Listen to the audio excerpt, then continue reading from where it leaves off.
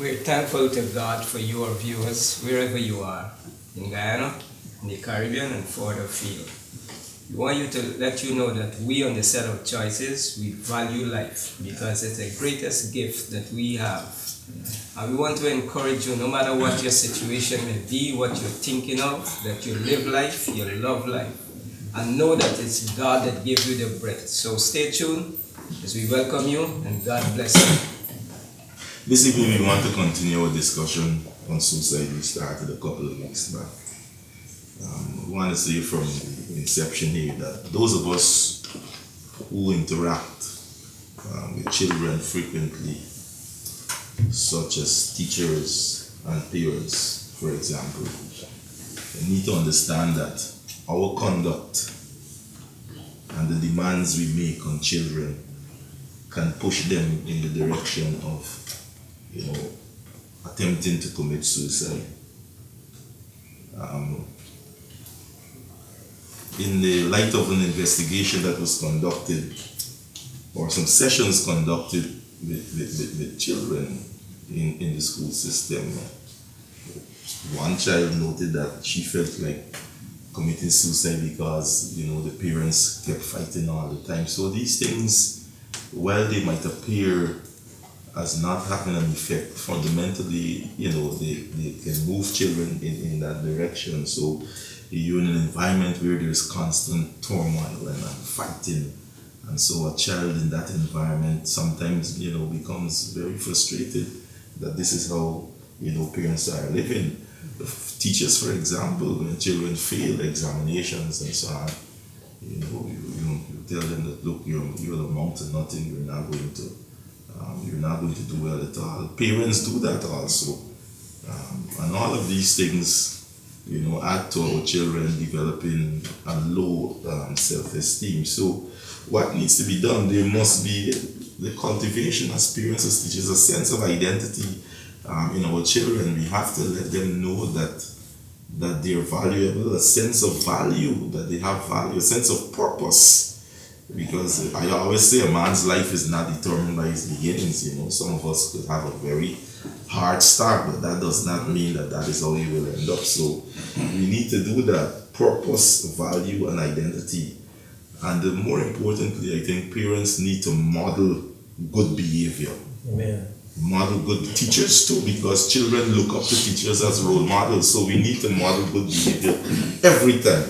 Yeah. And cultivate an environment of love, an environment of care, and to listen, listen not only to the words of children, but listen to those spiritual, those vibes, so to speak, emotional vibes. Sometimes people are not talking, but you can hear them. And so we need to move in that direction so that we could help our children to do well. Gentlemen, the family in Guyana is more dysfunctional now than it has ever been. For the last several years, we have been observing how dysfunctional, and we're watching at what's happening in the society. And the first thing people want to do is to blame some external force, trying to criticize, for example, government program and all those things for what's happening in the family. But we need to examine what's happening in the family. And before we begin to blame external forces, two progressive parents brought what they found disturbing. They brought a diary or a journal being kept by their children, two children. And they were about, I think, just 11 and 9 or 11 and 7, something like that. And they didn't only have words in this journal, but and the children kept them independently. They had lots of things looking like drawings, looking like cartoons. And I examined about 4 of them, and what I found, the main focus in the drawing, the main focus you had as this stick man and this stick woman, always in conflict. The child was able to reproduced things like what looked like a black eye and what obviously looked like fighting between these two stick people, and then produced two other images that represented two children, and made a connection with lines to the top of the child's depiction or painting or drawing, whatever you want to call it. And there was a huge cloud over this depiction. And it was very dark in all the pictures, very dark, and produced, child put things like asterisks and all of those things there, but shaded over darkness. And I asked the parents, y'all understand what's happening here?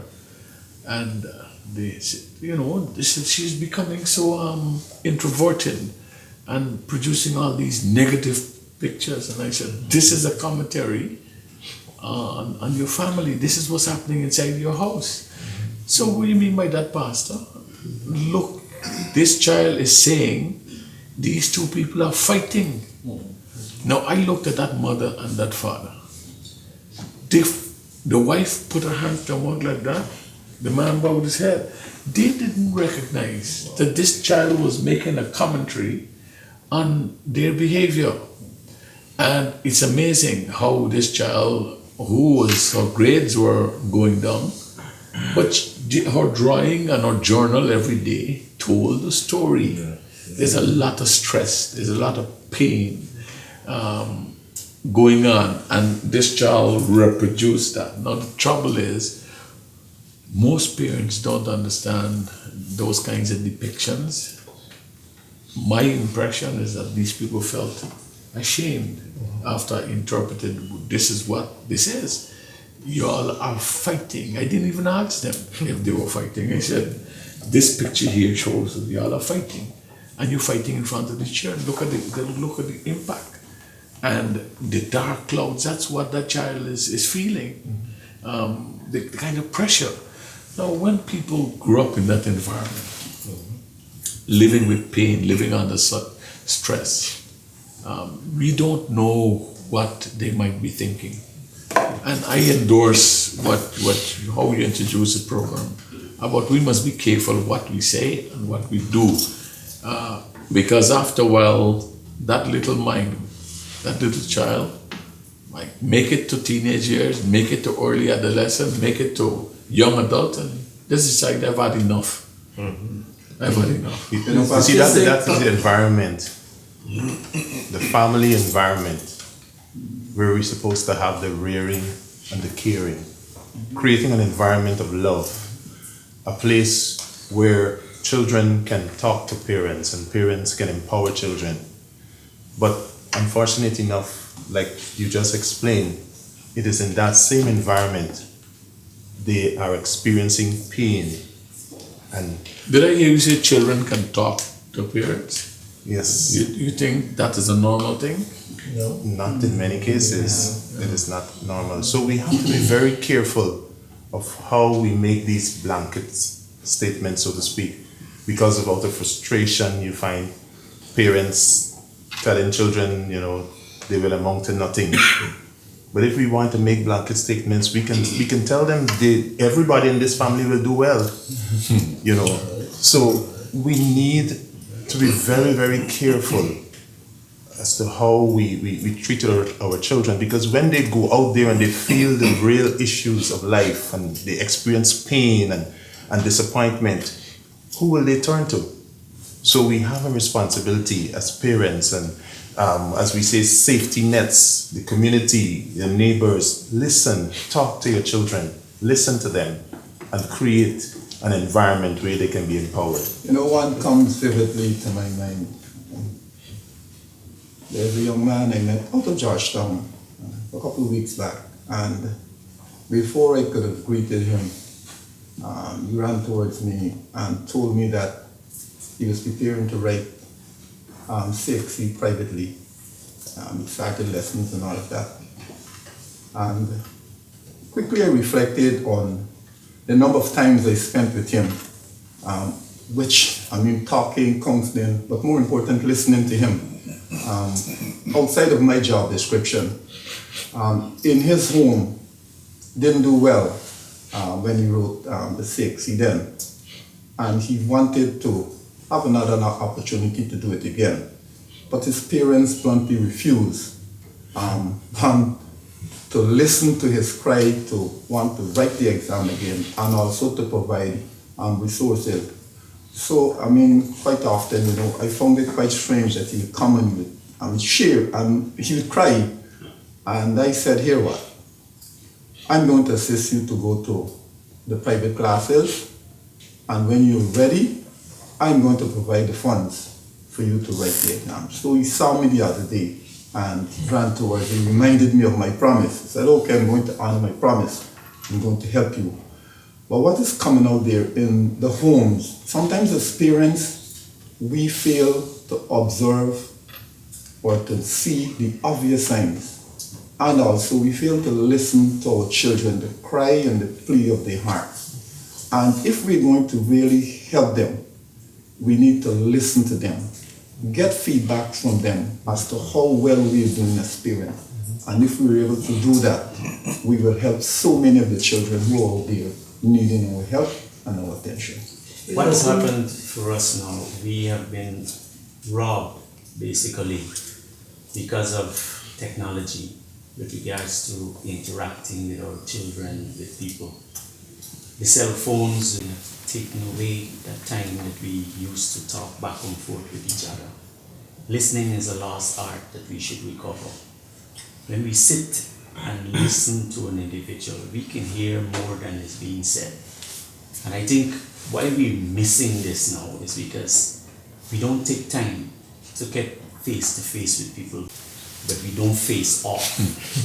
We don't talk to people back one-on-one.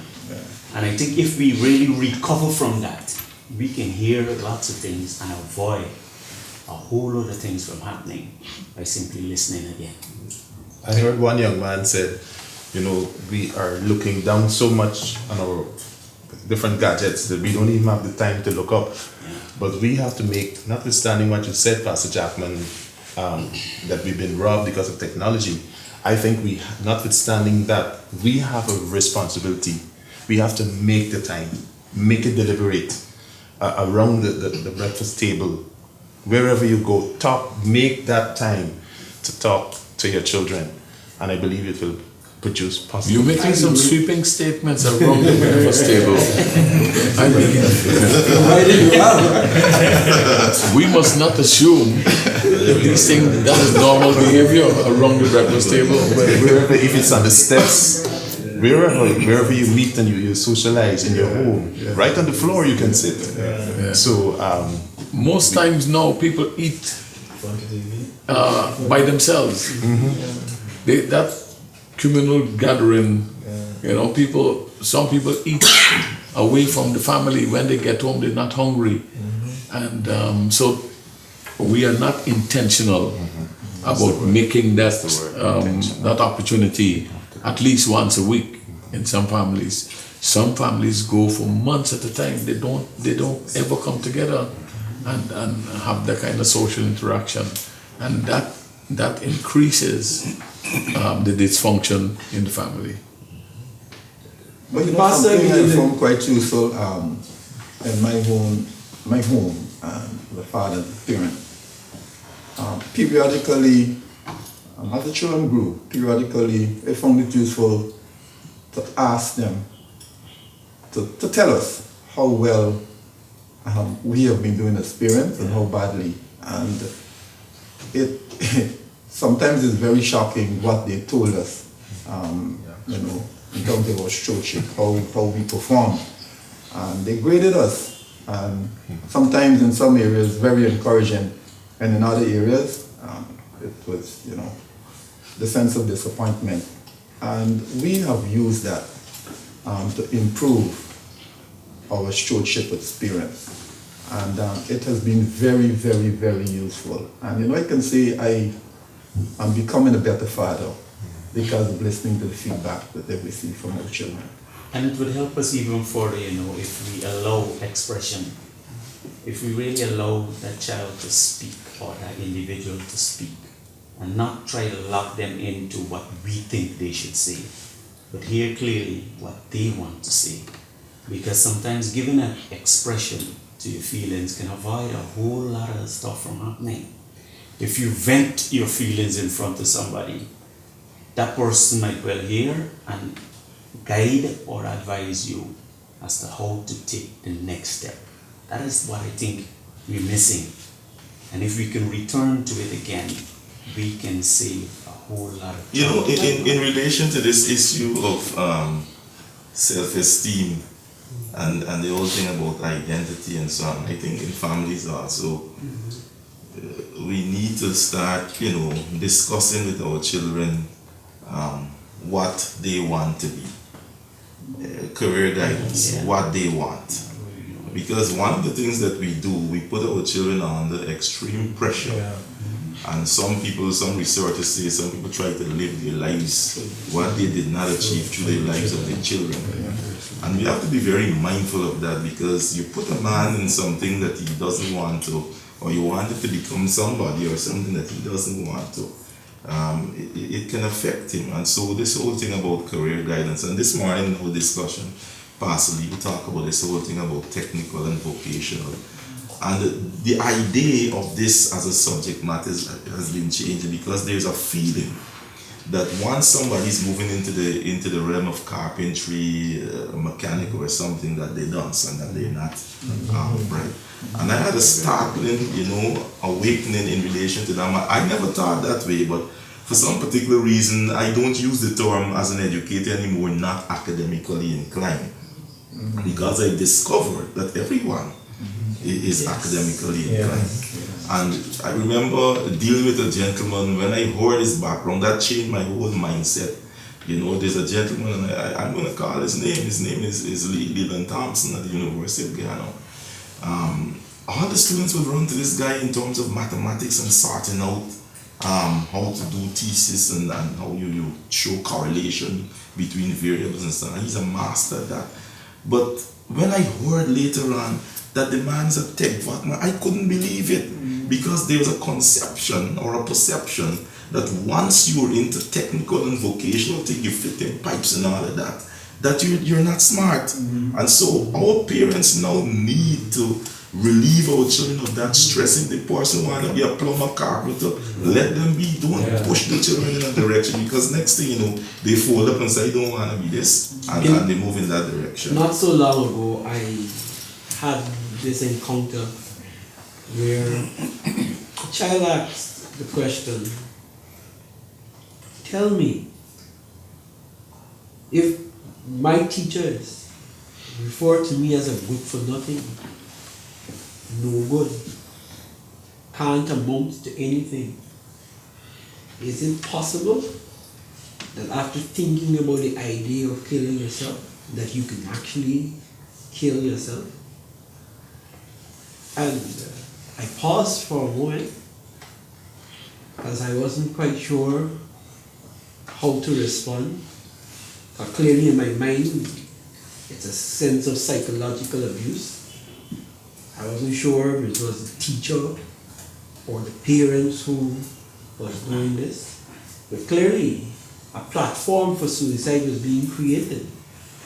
And it brought me to the place that you just made mention of, Pastor Hudson, of the value of self-identity and self-esteem, and the people in the immediate community, the role that they play in building that in the life of a child. I always believe a family is a community, and therefore it is the first community that that child is exposed to, and that child must be able to benefit from the skills that develop out of a community. And so I have to encourage that child that never mind those words that were said, that good things are resident in you, that purpose is resident in you, greatness is resident in you, not in evil, but in good. And therefore, we want to cultivate the good that is inside of you, rather than allowing the evil to multiply. So when a counselor goes before a class and ask the students, tell us what you want to become when you grow. And this actually happened. And one young fellow raised his hand, and the counselor teacher said, well, go ahead. I want to be a bandit, was the statement. Gentlemen, how do we counsel the teacher and that child? Well, you know, I think we have to let our children know that actions have consequences, and clearly you have to let them know what banditry entails. Running around the street, robbing people, snatching, choking, shooting, and that kind of behavior ultimately will trigger a response, and the response could be a deadly one. And so this is how we have to talk to our children. You want to be a bandit? Let me tell you how bandits end up. Let me tell you what is their role in terms of acquiring things. And so we have to tell them, and you have to speak from your heart and let them know you're not. Well, I don't know if you might want to call it a rebuke. I don't think you might want to rebuke them, but you could put that child to sit down and say, let me explain to you in a nice way, in a loving, caring way, because this man might genuinely believe that this thing is a good thing, but he does not know, so he doesn't know. Somebody has to tell him. I think also, I really want to commend that teacher for asking those type of questions, because one, it gives an opportunity for them to hear the thoughts of these children, and like Pastor Hudson said, we have the responsibility to bring guidance and because genuinely sometimes they probably just heard the term, they don't know what it means, but you can be able to detect from an early age, hear how these children are thinking. So we need to speak, to ask more questions, and so that we can able to bring the clarity, bring the correction, and bring the guidance. I don't know if it was from the class of that teacher, but I actually met Bandit in a barber shop. He was having his hair done, and he was paying the barber to put Bandit on his head. So I look at the barber was, getting his money and doing a very good job in carving out Bandit. But by the time I finished with that young man, I don't know if he got back his money or what, but he had his hair done over, because clearly he didn't understand what bandit entails, and he didn't want to be bandit anymore. I go around the world and I say I have come from the best little country in the world. There's no place like Guyana. And there are some folks that ask me, you sure it's the best little country? I said, yes, it is. And I like to them the different things that makes Guyana outstanding. I have a problem that as Guyanese sometimes we really don't see very good images of ourselves. And I blame some of our politicians and some of our parents, where our children grow up in an environment where it seems as if only if you become negative, you get involved in folly, in things that will destroy you. You talk about thieving or banditry. You ever close your eye in a family of 8 and somebody thief you fish or thief you beef? You know what it feels like when somebody takes away what is rightfully yours, and you really want to make that a trade. You know what the consequences are going to be. So I believe we need to create an environment where our young people will feel good about themselves, see themselves as good. For the way you see yourself is the way you treat yourself, and the way you treat yourself, you will allow others to treat you. I'm a taxi driver, and I encounter lots of people who come into my vehicle, and they would talk about the different roles they play in society. And I remember last week Friday I met this young man, and he was encouraging his wife to damage somebody because of something that happened in the home. And I said to him, you think that's the right way to go? And he was saying, yes, it's the right way, because I live in a world where it's criminal. And the only way that I can solve my problem is through criminal activities.